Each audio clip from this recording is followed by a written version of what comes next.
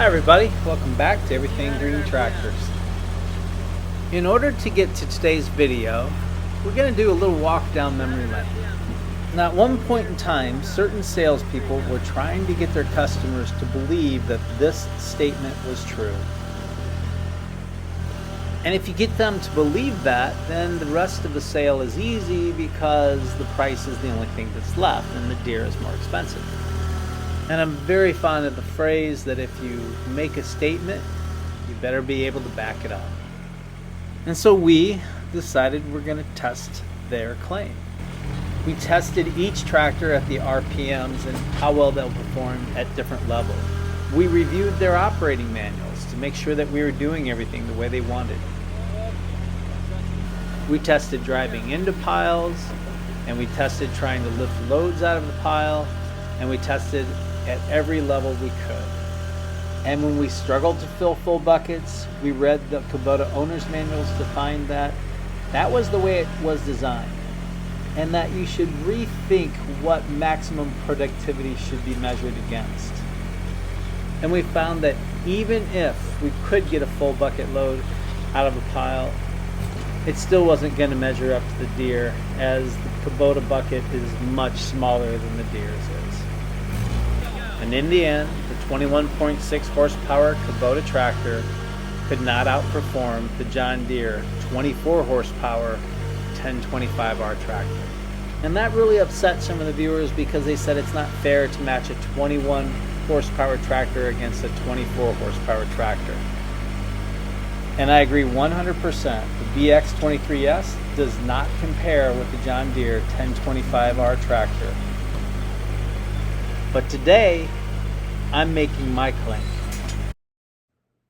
At 21.5 horsepower, the John Deere 1023E subcompact utility tractor will outperform the Kubota BX2680, which is a 24.8 horsepower tractor. And by the way, with similar options, the Deere actually lists for less. And by the way, if you didn't catch it, the tractor at the beginning of this video was not the BX23S, it was this, the BX2680. This tractor was traded in by a customer who wanted to have more power for his tractor, and he wanted the ability to have a drive over deck. The BX2680 has more power than the BX23S, and it has more power than the BX2380. The loader bucket, however, is the same size as the BX23S. And in looking at it from the front and the side, you're going to see that it pretty much measures up about the same as both. However, I will admit that I did not run a tape measure to make sure that I had the exact measurements. Much like I did with the BX23S videos, I kind of eyeballed it and looked down over the three that we do have here on the lot. Unlike the BX23S, the BX2680 is not capable of having a backhoe put on it. At 21.5 horsepower, the 1023 sports the same loader and bucket as the 1025. It has the same lifting capabilities as the 1025. It does not have the same horsepower on the tractor, as this is a 21.6, and the PTO on this one is a 15 horsepower PTO. The Kubota has a 19 horsepower PTO. However, I did not test the PTOs for the sake of this video. That I'm saving for another time. Both of the tractors were used tractors, and both of them are about the same year, which I believe is 2021. And unfortunately, I had to take off the mower decks on each of them. The Deere was so much easier. If you haven't watched that video, please go ahead and watch it. The Kubota took a little while to disassemble and take out off the tractor. We installed the John Deere iMatch on each of the tractors. And then we installed my Frontier 3049R, which weighs about 550 pounds. Each of the tractors lifted it with no issues.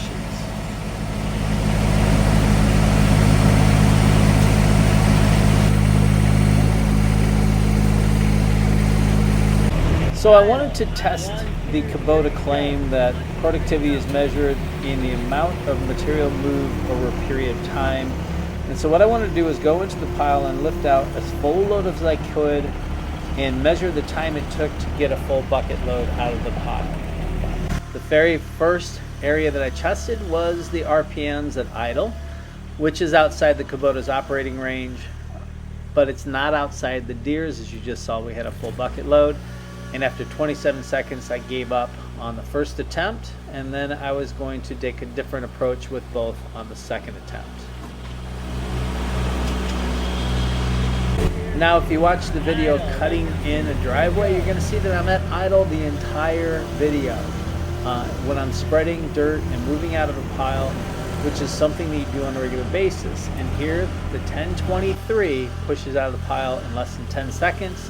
The Kubota does better this time as I got into the pile a little bit more, and it was able to lift out within 20 seconds.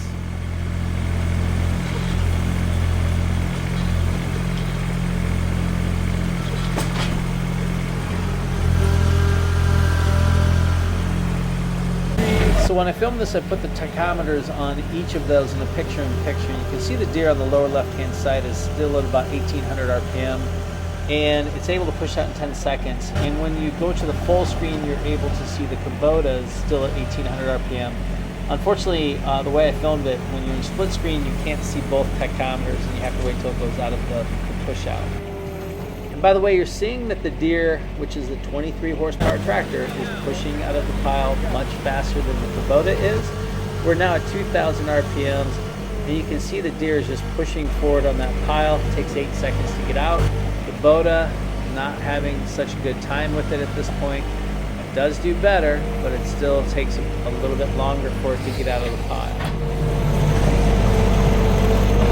So in between takes, I had to clean up the approach because the tires would dig in, and a lot of times it would be hard for you to push through.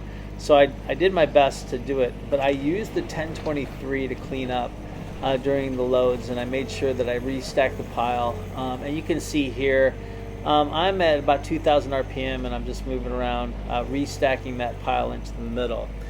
When I was doing the Kubota, I actually used my 1025.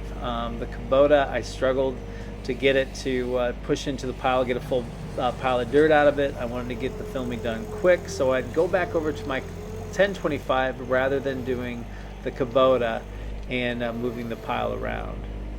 Go back and watch a lot of the videos that I started making when I was first doing the land clearing series. I'm rarely at 3000 RPM or above. Even when I'm using the backhoe, I'm usually between the 2500 and 3000 RPM range. Once in a while, if I have a big log on a grapple, I go up above 3000 RPM, but typically I'm operating at pretty low RPMs, and I'm getting full bucket loads as I'm doing it, as you can see here. So after I cleaned up the approach, I thought that I was supposed to be at 2000 RPM, so I went back into the pile at 2000 RPM, but I was supposed to be at 2500 RPM, and the Kubota is at 2500 RPM, and you can see that at 500 RPM lower, I was able to push out the Deere in 15 seconds, and the Kubota continued to struggle. Now you're going to see that I'm trying to work the pedal because I've been sinking into the ground up to this point. I didn't want to just drive the tires because it was going to push into the ground. I was able to finally push out of the pile after 32 seconds. On the second attempt at 2500 RPM, the Deere pushed out in 9 seconds, and the Kubota pushed out in 13 seconds, which was a little bit more respectable, and it had a pretty full load as it pulled out.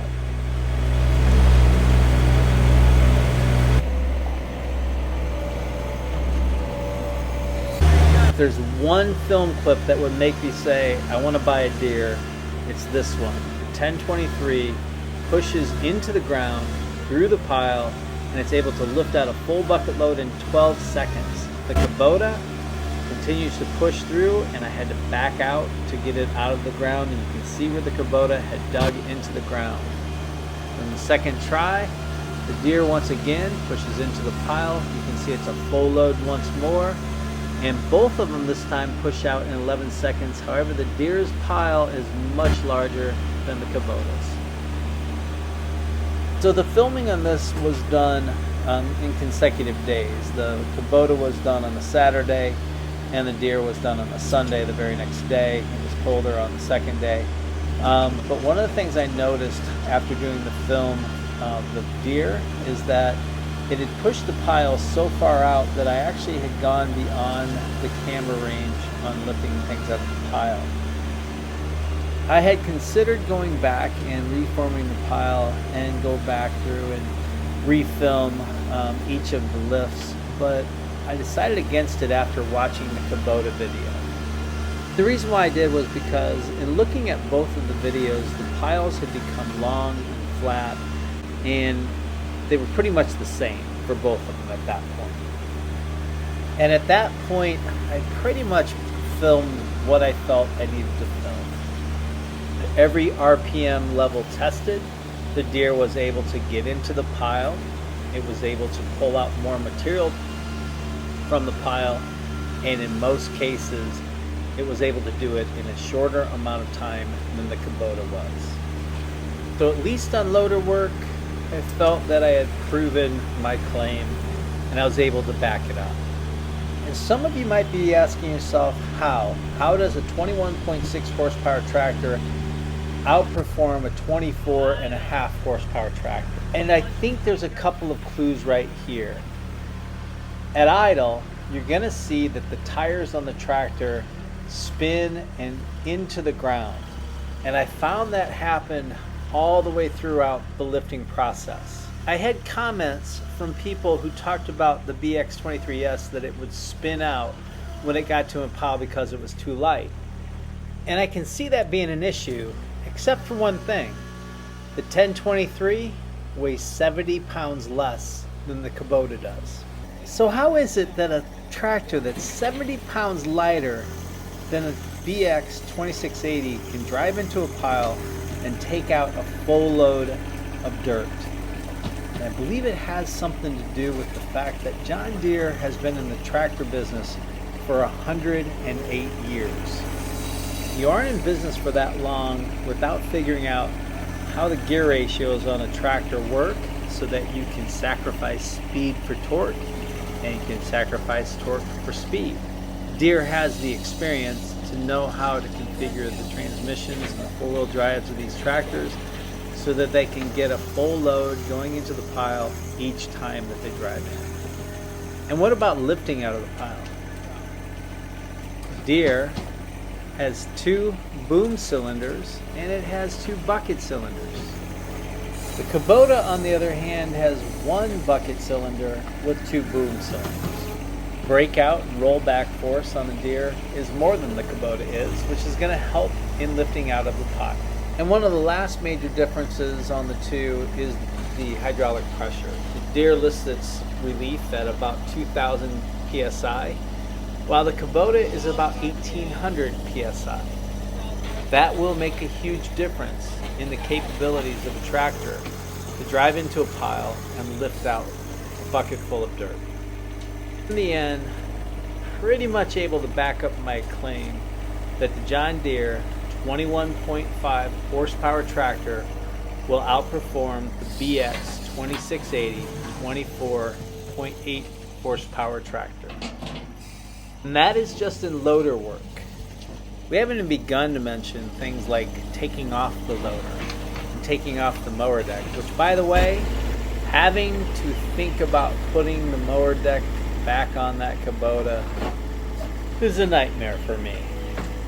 You can see at this point with the John Deere, I've taken the mower deck out of the garage using the load and go ramps and the loader. I'm able to lift it up and move it out, place it onto the ground. With the Kubota, you can see that I'm rolling it out from my garage. At this point, I'm lining up the John Deere tractor with the mower deck, and I'm getting ready to lower the undercarriage system with that auto connect deck that we have on ours. With the Kubota, I'm still aligning that tractor so that I can roll it underneath the deck. At this point, it has to be perfectly placed underneath. With the Deere, I'm putting it into four-wheel drive. I'm putting in low gear and I'm popping up over the deck. You're going to see with the Deere, I'm able to drive over the deck, and at this point, the deck is connected to the tractor, including the PTO, and at the Kubota I'm moving the camera so that we can see another view of it, of me trying to get the tractor underneath.